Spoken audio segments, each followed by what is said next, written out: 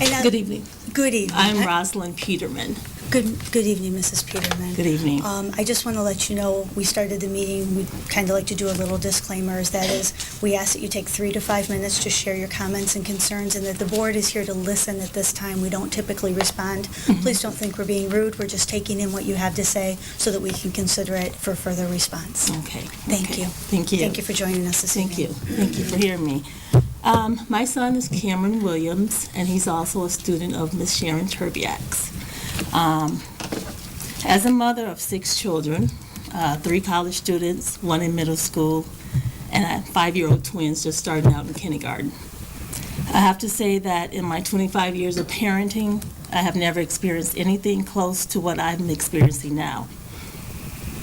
I've heard and read things of this nature happening around our country, but for some reason, I never thought my child would be in the same predicament as my child is today.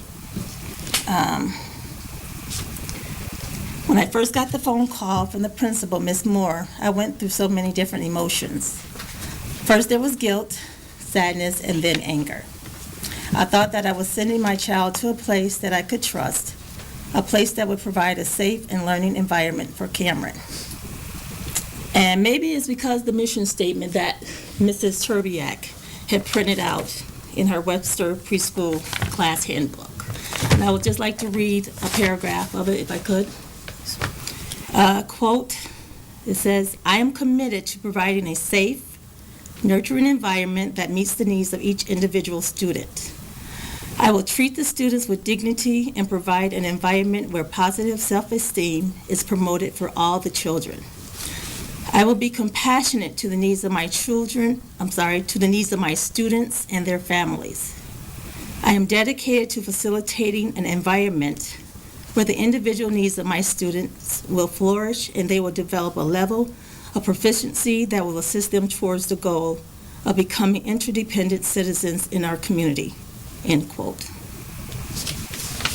And also, I would like to say that those who are in support of Mrs. Turbiak and says that she's done such great things for children, and therefore she couldn't possibly have done what she has been accused of.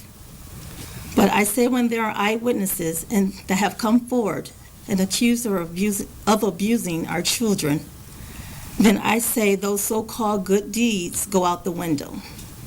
I believe the good does not outweigh the bad.